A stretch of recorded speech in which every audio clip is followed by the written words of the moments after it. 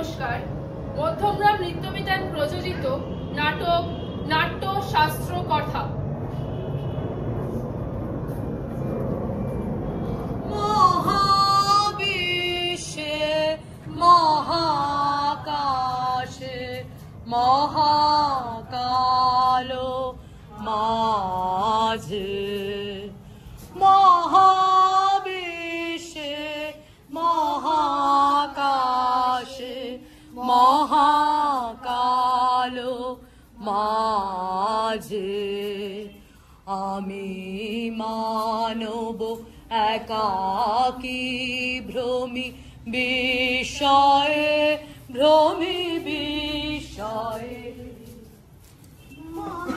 মহাবিশ্বে মহাকাশে মহাকালো মাঝে।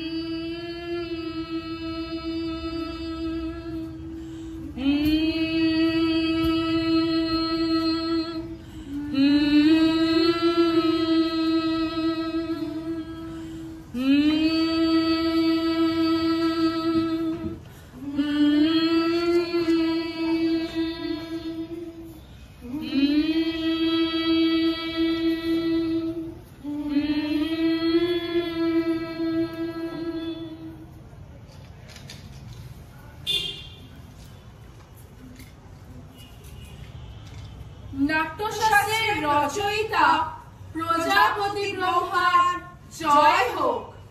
প্রজাপতি ব্রহ্মার জয় হোক। পূর্বরঙ্গ শেষ হলো। আমরা যা শিখেছি তা আমরা নির্ভুলভাবে পরিবেশন করব, কিন্তু আমাদের যে কিছু প্রশ্ন আছে। প্রশ্ন যখন আছে তখন উত্তর আছে নিশ্চয়। প্রজাপতি ব্রহ্মার কাছে আমাদের প্রশ্ন হলো, এই কি হলো বল। না না তুমি বল। এই না না না তুমি বলো। না তুমি বলো। আমি না না না তুমিই বলো। আমি এই তুই বরং বল। কি প্রশ্ন বলো। আচ্ছা আমি বলছি। আচ্ছা নাট্যশাস্ত্র কি এবং কেন? নাট্যশাস্ত্র কি এবং কেন জানতে চাইছো? বেশ, দেখো তবে।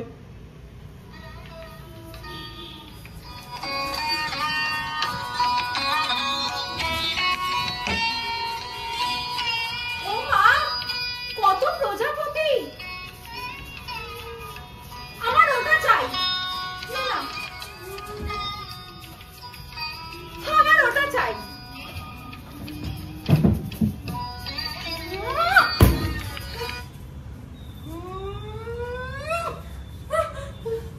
টানাটা ছিঁড়ে দিল।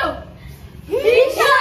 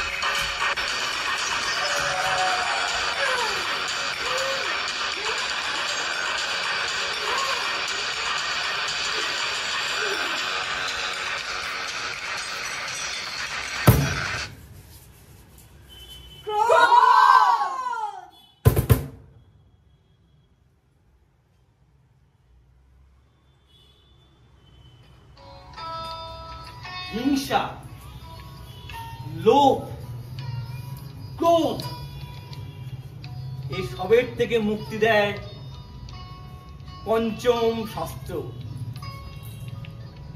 পঞ্চম বেদ বা নাট্যশাস্ত্রের চর্চা।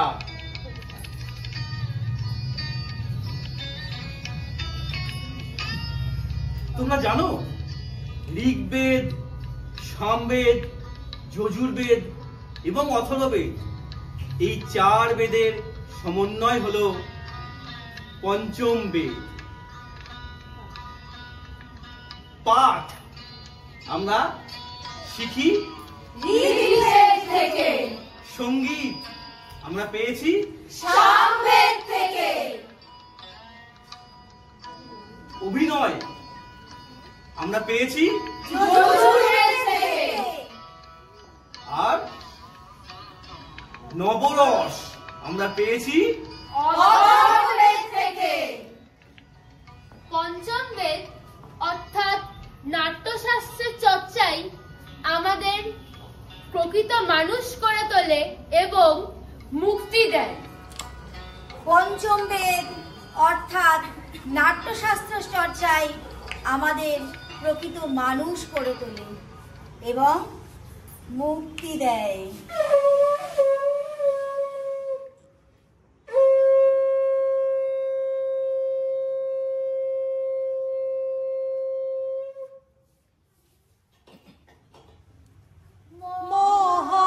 মহাবিশ্বে মহাকাশে মহাকালো মাঝে, মহাবিশ্বে মহাকাশে মহাকালো মাঝে আমি মানব একাকী ভ্রমি বিষয়ে, ভ্রমি বিষয়ে